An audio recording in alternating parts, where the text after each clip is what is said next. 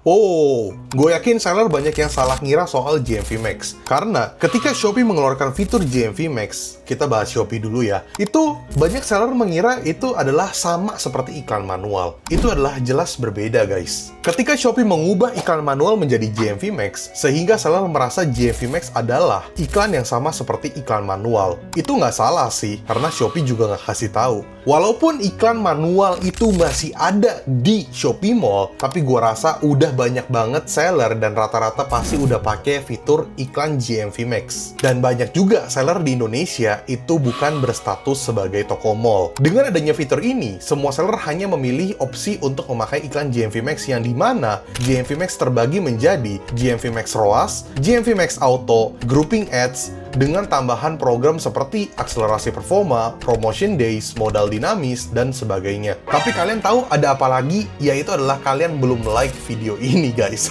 Gue mau untuk kalian untuk tinggalkan like dulu, karena sebelum kita masuk ke topik yang lebih dalam, tinggalkan like dulu, guys. Oke, guys, gue tunggu sampai hitungan ketiga. 1, 2, 3.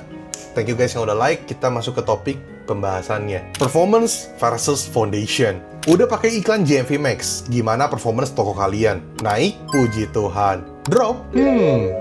Tapi coba gue tanya ke kalian, ketika kalian menggunakan iklan GMV Max di Shopee, ketika orderan kalian naik, omset kalian naik, apakah kalian berpikir bahwa lu sukses?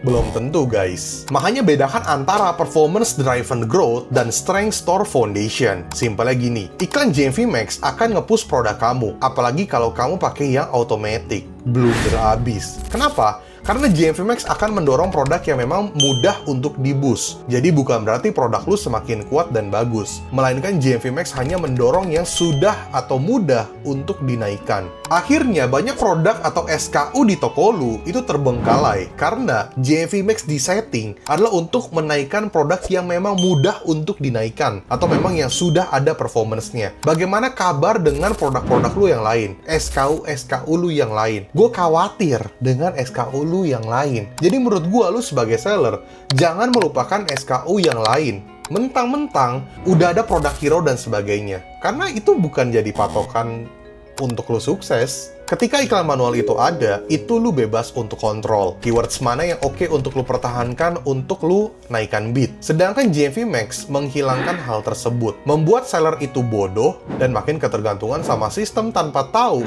GMV Max itu sebenarnya apa. Jadi lu tahu dong, ketika lu pasang GMV Max ini secara sistem akan nge-push produk yang memang sudah laku atau yang mudah, kemudian akan di-spending ke produk itu terus. Jadi terlihat kayak bagus, tapi growth, tapi foundation atau katalog lu yang lain malah jadi lemah. Jadi kalau omset dan orderan lu naik, tapi dikarenakan karena iklan lu itu hanya spending ke produk yang gitu-gitu aja, lu siap-siap aja. Mungkin saat ini lu naik, tapi nggak ada yang tahu. Memang di online cuman lu doang yang jual produk tersebut. Kompetitor kan juga pasti bisa jual, dan mungkin saat ini juga ada yang jual yang sama dengan produk lu. Jadi kalau foundation lu dari awal nggak cukup kuat, atau mungkin lu tidak pikirkan dari sekarang, menurut gua sih lu bye-bye sih.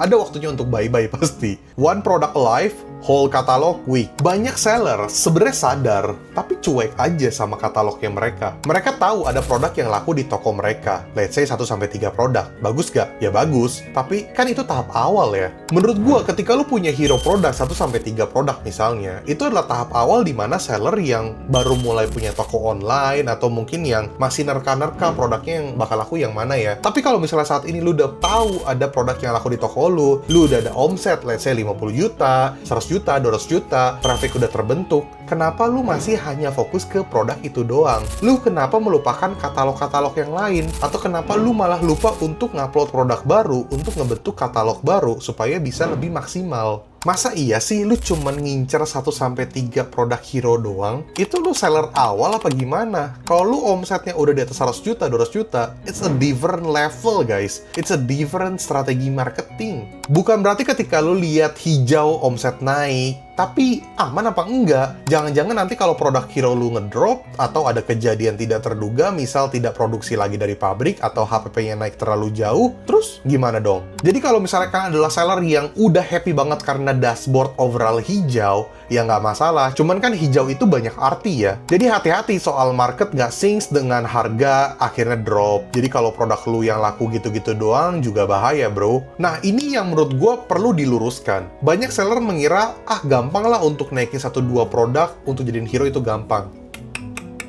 Butuh waktu, bro. Karena gue banyak menemukan kejadian. Ketika kita pengen build satu produk untuk menjadi hero produk, let's say masih weak banget lah, terus mulai laku, mulai sering dapet orderan, itu butuh waktu. Bisa berminggu-minggu, bahkan berbulan-bulan. Gue banyak menemukan produk yang tadinya produk ini nggak laku, tapi ketika di well maintain, di 2 bulan kemudian mulai ada performance-nya. Itu aja butuh 2 bulan. Jadi lu jangan kepedean kalau misalnya lu ngelihat dashboard lu hijau. Memang bagus hijau, tapi kalau misalnya foundation lu nggak kebentuk, kasian. Nanti kalau misalnya kenapa-napa pada produk bestseller lu kan, lu juga yang bakal pusing. Jadi jangan cuek. Jadi kalau lu merasa penyebaran traffic tidak merata, toko terlalu bertumpu pada beberapa produk aja, atau banyak SKU yang tidak jalan, ya lu boleh siap-siap sih. Tapi tolong ya guys, kalian bedakan. Harusnya kalian paham lah, SKU yang nggak di-maintain sama SKU yang memang sudah tidak ada demand-nya atau demand-nya udah turun. Itu lu harusnya bisa bedakan. Karena ada beberapa produk yang lu udah maintain, memang udah nggak naik, karena mungkin lakunya beberapa tahun yang lalu. Mungkin lu telat masuk. Itu juga bisa terjadi. Jadi menurut gue, education, analisa, deep banget pelajari soal produk lu itu penting juga sih. Karena lu gimana mau marketing, gimana lu mau analisa dan sebagainya kalau basic produknya aja lu belum dapet. Soalnya gue pernah beberapa kali ya, bahkan klien gue pun ada kayak bilang, produk ini nggak laku kok, kayaknya udah nggak mau produksi lagi. Gue suka bilang kayak gini, lu coba dulu cara yang gue sampaikan, kemudian gue akan coba maksimalkan juga. Kalau misalnya nanti mulai ada order mulai laku, jangan kaget. Dan masih bisa restock atau enggak. Karena biasanya seller ini nggak tahu bahwa produk ini sebenarnya bisa laku loh. Cuman karena nggak di-maintain atau nggak di-optimize atau mungkin kurang ada adjustment sehingga penyebarannya nggak merata. Jadinya nggak laku. Tapi si seller tersebut ngira ini emang barang nggak laku. Padahal masih bisa laku, ada potensinya. Cuman ingat ya, itu butuh waktu. Jadi nggak sembarangan kayak, gampang banget nih tinggal sentil naikin barangnya langsung laku. High spend doesn't mean high efficiency. Gue sempat bahas ada 2 faktor kalau kalian menggunakan GMV Max. Budget tersedot, one step ahead, cross-check. Kemudian, budget tidak tersedot, fail, cari solusi. Perlu kalian ketahui bahwa ketika kalian menggunakan iklan GMV Max itu berbeda dengan iklan manual. Iklan manual, cari exposure lebih untuk keywords yang sudah kalian tentukan. GMV Max, menaikkan produk yang memang laku, organik, retargeting, history data, dan sebagainya. Jadi 2 hal ini udah jelas berbeda. Jadi kalau misalnya sampai detik ini pembahasan ini lu masih belum paham dan belum ngerti apa yang gue sampaikan, mending lu nonton ulang atau lu perbaiki diri lu.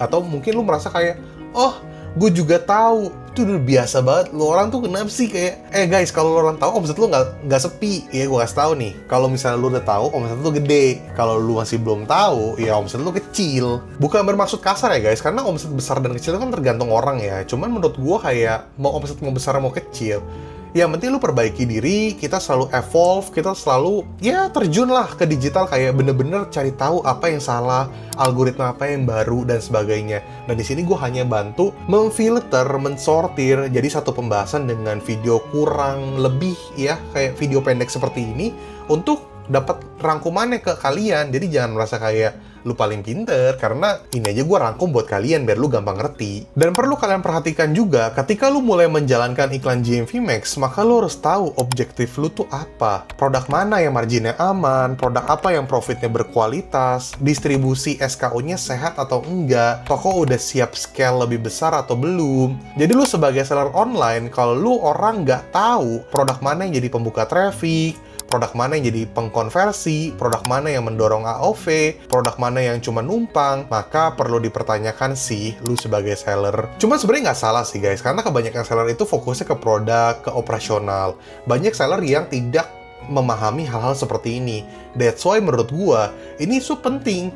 Marketing, analisa itu penting, karena ini part of toko lu. Jadi nggak cuma soal produk, nggak cuma soal operasional. Jadi menurut gua, ya lo harus touch semua hal yang ada di online, karena ini penting banget. Dan gue tahu, seperti gue, begadang-begadang bro. Memang toko masih bisa naik asalkan produk demand-nya tinggi, harganya oke. Tapi apakah lu cuma mau stuck di situ-situ aja? Ingat, yang jual produk lu nggak cuma lu doang. Suatu hari nanti pasti akan ada kompetitor yang nyalip lu.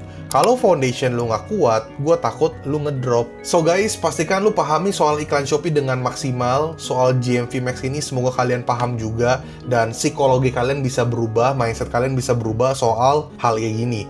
Karena gue banyak menemukan kreator di luar sana yang salah ngajarin edukasi, apalagi yang videonya ngebahas soal dapat ROAS tinggi dan sebagainya. Menurut gue itu bukan poinnya sih, karena yang ngurusin toko online iklan itu jauh lebih kompleks dari yang kalian bayangkan. Dan menurut gue di tahun 2026 ini, ya ini bukan soal iklan doang, tapi foundation lu harus strong. Jadi iklan adalah bentuk salah satu program, dan ada program-program lain yang harus kalian jalanin. Jadi menurut gue lebih rajin ya guys.